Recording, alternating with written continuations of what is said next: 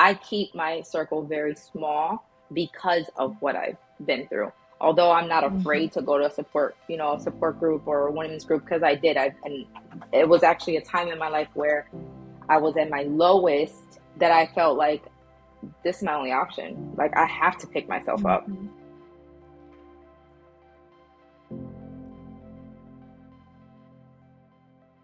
Hey everyone, welcome to the Trafficking Free America podcast, where I'm your host, Oree Freeman. And today we're actually going to do a part 2 special with Sabrina Lopez. We had a really great in-depth conversation. And so here's part 2. You know, and the question I have for you is, what would you tell someone that is hearing your story, especially where we come from? And it's like, okay, well, she fell in love with her childhood sweetheart. She worked it out. They worked it out. I can wait too. I can wait on him to get better. I can wait on someone to, fall in love with Jesus. What would you tell them? Everyone's story is different, right? So Jose and I, although yes, I fell in love with my childhood sweetheart, um, we still broke apart. Like, there was a time where when we were going through it, like, I had to let him go. Not only for him, but for me, right? Because I needed to know that, one, I had the power to do that. Like, that's my choice. I'm not chained to this, especially if it was unhealthy, because it was becoming unhealthy for the both of us. And two, it was so that I can clear my mind, he can clear his mind, and he had to come to a place where he needed to understand I can't treat and still do the things that I would do when I'm teen, as a teen, and expect different from Sabrina now, especially knowing that there's trauma there, right? I think when you have trauma, or when you have a partner that has trauma, you have to it's patience. Like, you have to have the patience, and you have to understand what that entails, and learn, like, what their triggers are, right? Not so that you're serving them on a platter all the time, but it's so that you can be that confident, you can be that support when they are falling. Like, when I'm down, Jose knows exactly what to do to make sure that I'm given my space, but also to not leave me there, right? Where it's like, okay, I'll give you your space, but at some point, like, we got to get back up, right? So Yeah. we needed the time to part ways, to understand who we are individually, and but also understanding that if this is God's doing, then I'm gonna trust that He will put us back together.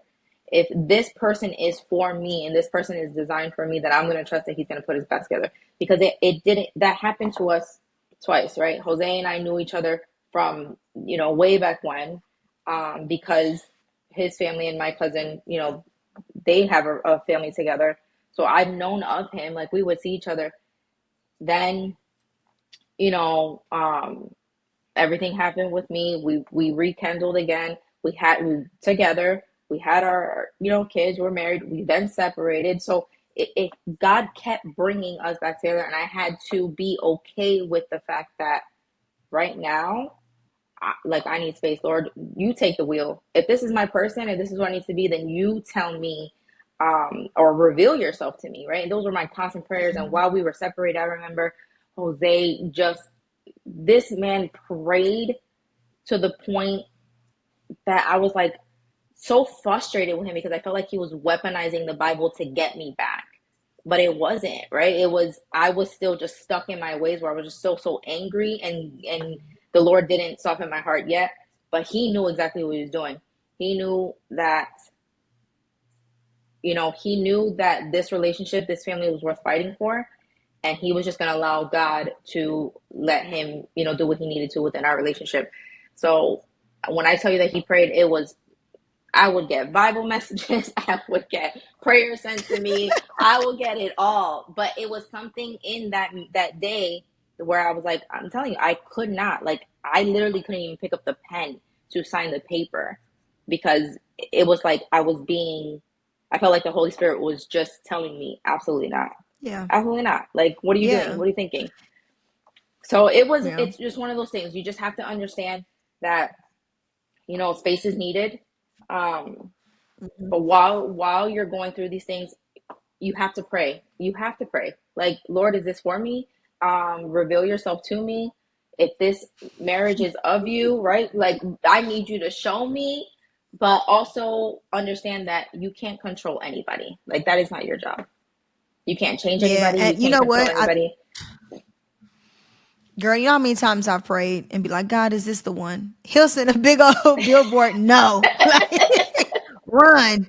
Y'all partying, doing this, and sometimes it's Yeah, not even the extremes. He's disrespectful. No, is this a representation of my love? And the reason why I've been having these conversations was because now I'm in this season, right? Where I used to be super hmm, IEDINDEP. Yeah, I used to be independent, not need a man, and I'm gonna do it by myself alone with God. And yes, you can with God.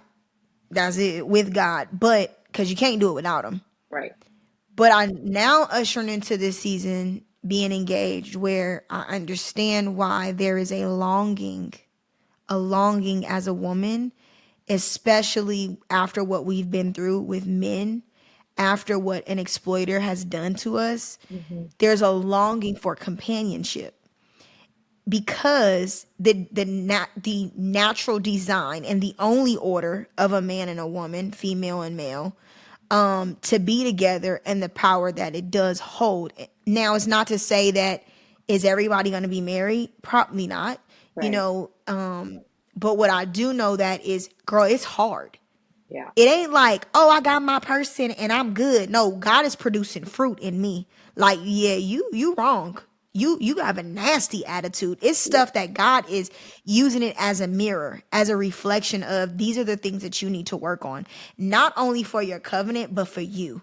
Yeah. And you can't do that when you're not, like you said, when you're not one with somebody and you're not in a covenant with somebody and you're not married, And so I've also wanted to address it because there's a longing in a lot of young girls, especially right when they get out the life.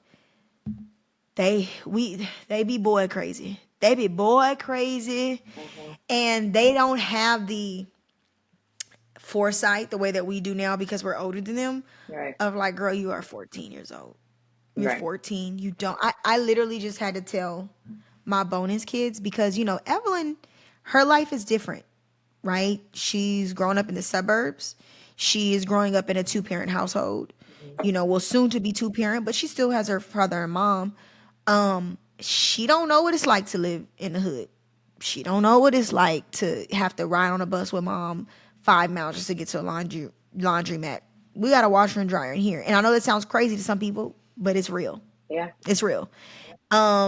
The struggle of poverty, right? And so she doesn't know that. She doesn't know what abuse looks like. And so there's also this layer of innocence, mom and dad, her mom, her dad, and her daddy, her bonus daddy that she loves, is getting married. So, but my daughter is not at 7 years old being like, some boy likes me. But my bonus kids the other day in the car were like, yeah, this boy likes me.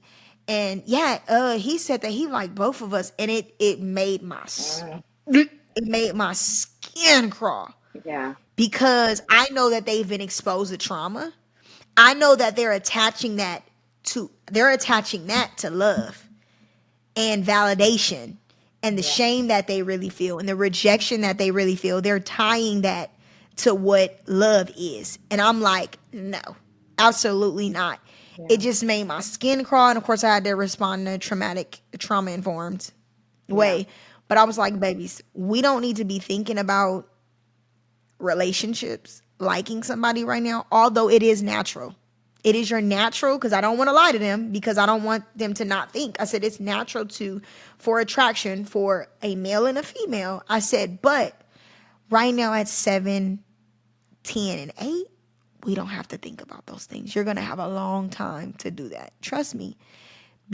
But I see how the enemy will start to try to plant seeds, very young. Even my children being already at risk, you know, For for future. let the right one try to come up and whisper in their ear about the life they could have, the love they could have, and every ill intention be wrong.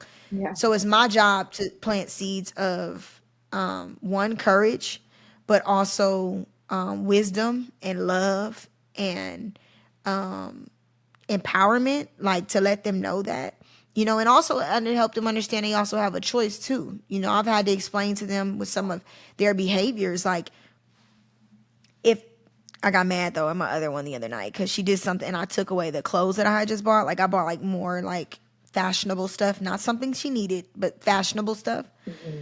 And she's at the age, even though she's 10, she's like, I don't care about watching, not having to watch TV. I don't care about not being able to go there. So I was like, fine, I'll take your clothes. Took the clothes. But my mom, who's not my biological mom, was like, honey, you just literally almost tried to cuss me out last week. I'm like, I didn't cuss you out. She's like, no, you didn't have to. You cussed me out with your tone. And because you were upset. Did I take away something? Did I say I'm not going to do nothing for the wedding? I'm not going to do something for Evelyn. I'm not going to do something for you because you hurt my feelings and because you were disrespectful? Right. No. I just loved you through it. And the reality is sometimes because they're children and because individuals, once they've been exploited, or girl, or people that work with them, women that might be watching this that serve, men that serve, we have this distorted view of what it is, what partnership looks like. And I could hear your heart, like in the beginning when you were like, I was like, girl, how do you do this? How are you traveling around the world? How are you keeping up with all these contracts? Because we know that it's a So, lot.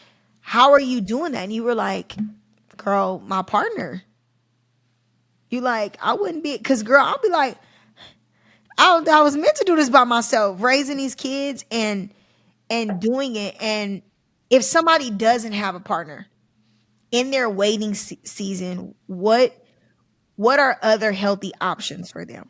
Like what is to get help, to have community, or what did community look like for you, or what does it look like for you now with yeah. friends or extended family? So yeah, I mean, and that's a good question because although yes, I am grateful and I have Jose to support me, to encourage me. We're doing life together and we're building together.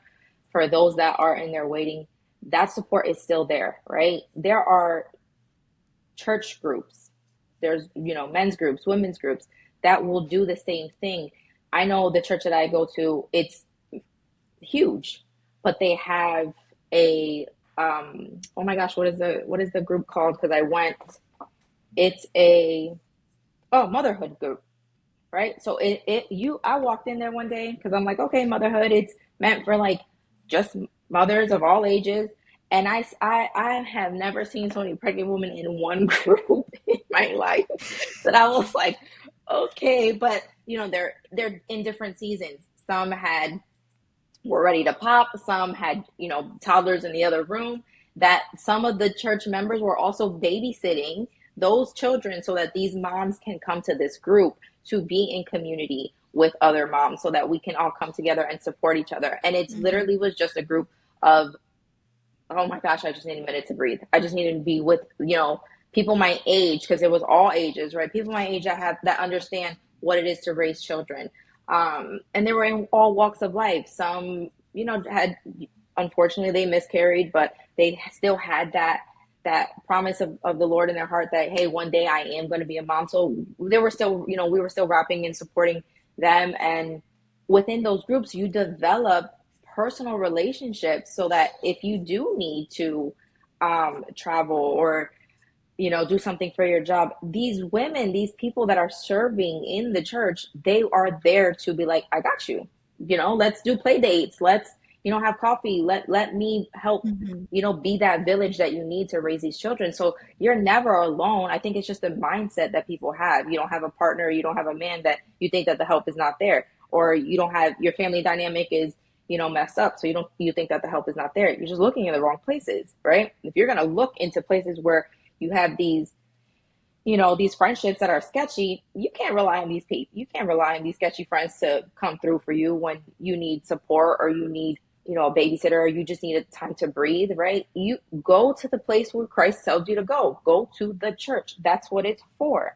So in that season, there are so many different supports there, whether it's, they link you to therapy, they link you to, other, support groups that are there, but it's just Mhm. finding those like-minded people, getting plugged in, and really like pouring into those relationships, right? You can meet someone, but if you're not pouring into that relationship, it's just an acquaintance. Like, you really have to pour into those relationships so they become fruitful relationships in your life that you can now depend on, and now you've created a support system for you. So you have, it's, and then if once you do find somebody, right? And you never know, within these in these support groups, they may connect you to your future husband or your future wife, right? So you got to it's a bonus there. You got the best of both Yeah, people worlds. have. Did you ever go through a season where, one thing that I've learned in building community is I used to have one of my best friends, actually. My childhood best friend, she always talked about, like, you always have people. You just always have people. And we go back and forth about it. She's like, you always have people. Like, you just have friends, Oree. And I'm like, but one, I've invested in my Mm-hmm. friendships. I show up. I said, secondly, when I was down, I said, I allowed people to love me. Yes. I don't know. It was maybe because for me and my experience, I dealt with, rejection from birth, my mother giving me away, well, not really giving me away, but losing me in prison because Yeah. she having me in prison, to my adopted mother giving me away, so much rejection that I was craving it so much that, yes, I would get it from the wrong places and the wrong people. And it's not like I want people to know, you don't just go looking for, like, ooh, let me get Yeah. somebody bad. No, No. you're a kid, you're a young adult, and you're like, I just want love. I want to be seen. I want to be heard. I want to be accepted. I want to be empowered. And the wrong one get the whispering, you know, or blatantly, "What's up, baby?" Yeah. It's whatever it is, or the wrong type of friends that want to hang out. And I was craving it, but I was always open to the unlikely, like these random people would connect me with, and I'm like, okay, I'll come to lunch, And even though I'm like, up, I'm here to get a free lunch, I would still be there because I was curious Mm-hmm. about, why do you want to be in my life? And the more I was open, the more God poured. And the more I received, the more that I steward my relationships by just saying hi, by just calling back, by just allowing somebody to come to my house and be like, "Hey, Oree, just want to check on you. We're from Young Life." And I'm like, most of my friends be like, "Ugh, I'm not doing that. Why do people want to be in my house?" And I was like, "Yeah, okay, cool. I'll be here. I mean, Yeah. I gotta go out later. I'm gonna go out later, but you can come this time." That was always me. And so my life and the people just, and it's not like I have, well, I do have a big family, but my big family is unlikely, but that's because I've allowed people in. And I think that when you come from a lot of experiences or a lot of heartbreak or just family trauma, Yeah. a wall is up sometimes to where, like, I'm not about to go to that women's group. I don't know Mm-hmm. nobody there. Or it don't have to be like that, like church. There's somebody listening right now, like, I got church trauma. Yet, and at least you're at a hospital versus being in an environment where everybody wants to remain broken Right. versus even try. Because everybody has their own personal convictions. But I know, I literally just got off hanging out with my best friend, and I met her at church at a group. You know what? We didn't meet sitting in the chapel, sitting in the congregation hall. You know, we met in spiritual growth class Yeah. because two women wanted to grow, and she was sitting there. She was reading a book I was reading, and it's a crazy book called The Awe of God, and it was literally about the fear of God. Ain't nobody just Yeah. picking up that book, so I knew, I'm like, oh, she's serious. Cause I Yeah. know I'm already finished. I'm finishing up the book, so she's serious about her walk. I want to get to know her. And that boldness that I had with everything else, boldness and getting high, boldness and banging, boldness and being with men, boldness when hanging with girls or doing all that other stuff, it was a bonus of, like, I'm sitting with y'all at church. Where y'all sitting at? Like, it Yeah. just, that's my personality. And I know that's not everybody's, but I've seen a lot of women, and I don't know if you can attest to this too. in the human trafficking world, Yeah. there's so much drama sometimes and cattiness between everybody. So I don't know. I don't know how you feel about that. Like sometimes some individuals, male and female, are almost guarded. Like, yeah, I'm not letting people in unless they have my same narrative. Almost. Yeah. I think for me, I'm very, how do I say this? So if you can picture different levels, right? So I have my very, very close knit circle of friends, which is consists of maybe three. That's it. Yep. And then the next level would be like, okay, people that I don't mind, going to dinner with, or, you know, that's pretty much it. Like going to dinner with, occasional chit chats here and there. And then you just have like your passerbyers, like, hey, how are you? I'll keep it cordial. But I keep my circle very small because of what I've been through. Although I'm not Hmm. afraid to go to a support group or a women's group, because I did. And it was actually a time in my life where I was at my lowest, that I felt like this is my only option. Like I have to pick myself up, Hmm. because if not, I can see myself falling through a depression. And I know that sometimes the best medicine is to be around people that are, like you said, are going to love you, are going to see you, like, not necessarily broken, but like wanting just to circle around you and just love up on you. And that's what I needed at that moment. So I'm not opposed to doing that, but I am very much so protective of who I invest my time to, and um who has access to me, because of, in this world, right? You, like you said, you have the cattiness, you have those that try to compare traumas, and it's like, what are we doing? Like, I don't, there is no such thing as your story's better than mine. This is trauma. We've been through some stuff. I'm not competing with how bad you had it. Like, baby girl, it was bad. It shouldn't have happened, period. So that's why I don't want to say guarded. I think I'm just very selective with who I give my time to and who has access to me, and how much um, of me I allow them to have, right? Because it all comes back to trust. I have a huge problem with trust, and loyalty are really big for me, and I think for anybody, but specifically for me, trust and loyal is huge. If I can't trust you, and if you're not loyal to me, or you're not pouring into me in a way that is going to uplift me, encourage me, empower me, and if I can't do the same for you, if you can't hold me accountable when I'm in the wrong, or um, like, if we can't have a real authentic relationship, and you're just gonna, like, tell me what I want to hear, I don't need any of those people. I've had plenty of those people in my life. I want people that are going to be real and raw with me. um, so it's more of, like I said, I'm just very selective. I don't want to say guarded. It's just, not only am I protecting myself, I'm protecting my children. There's, Hmm. like, nobody's just gonna walk up in here.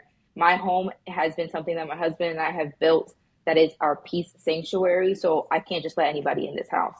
I can't just let anybody be exposed to my kids, because of what, yes, because of what I went through, but because I don't know what your intentions are.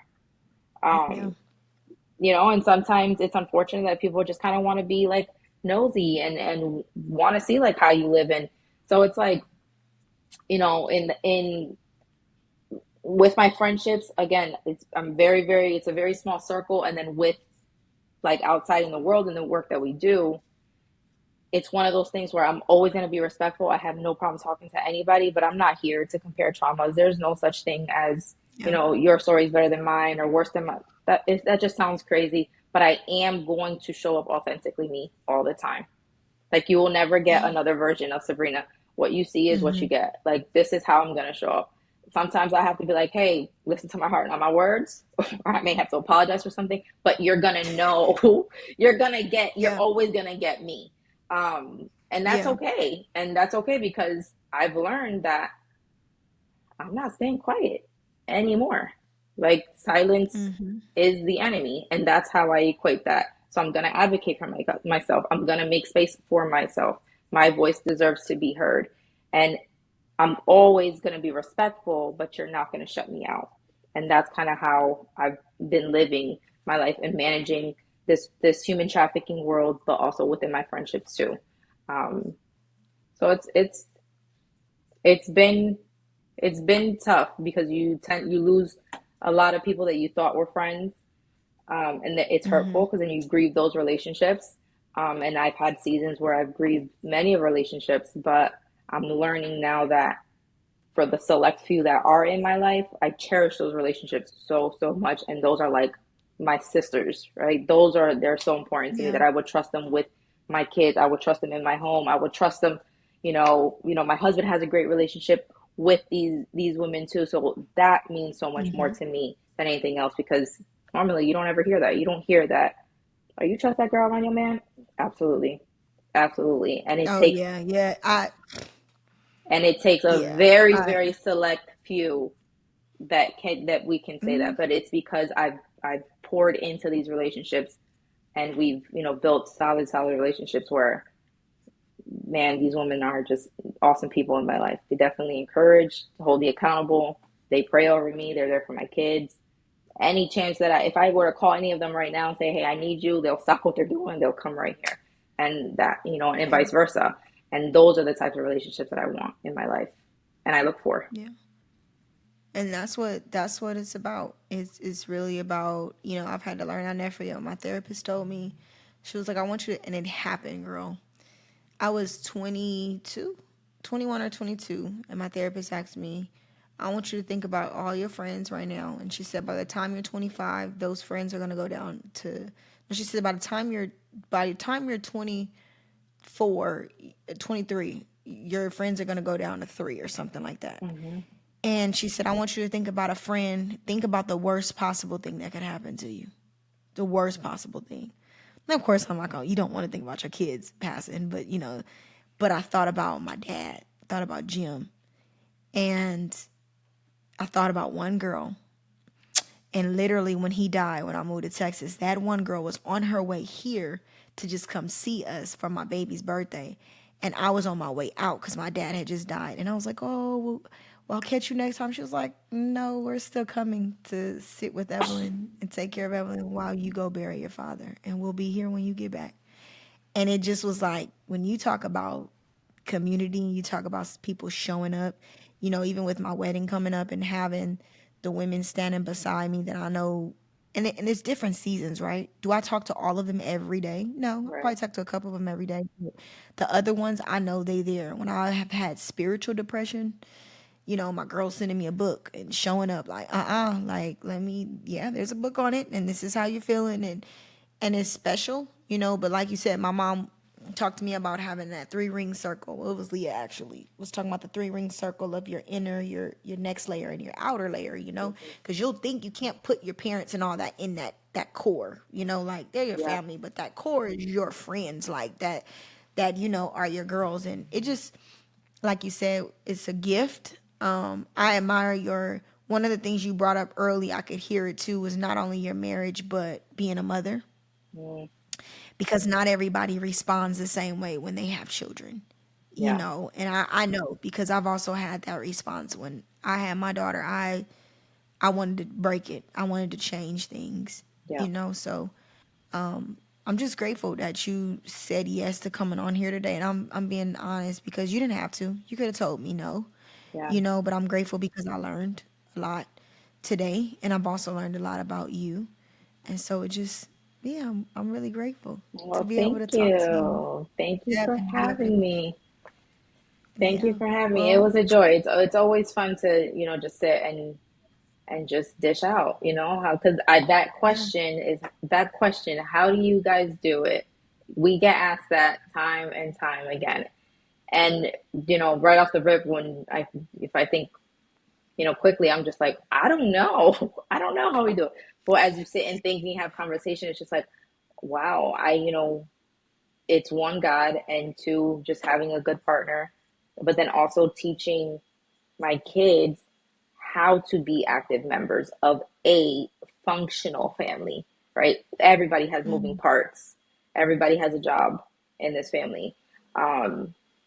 I can't do something without any one of these people or these girls, I don't want to say people, but these girls in this house in order to make this family work because we are such a big family.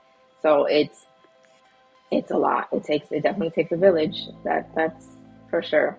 But But y'all doing it. we Y'all rely on doing each it. other. Yeah. Well, thank you, Sabrina, so much. And maybe we'll talk to you next time. Yes, thank you.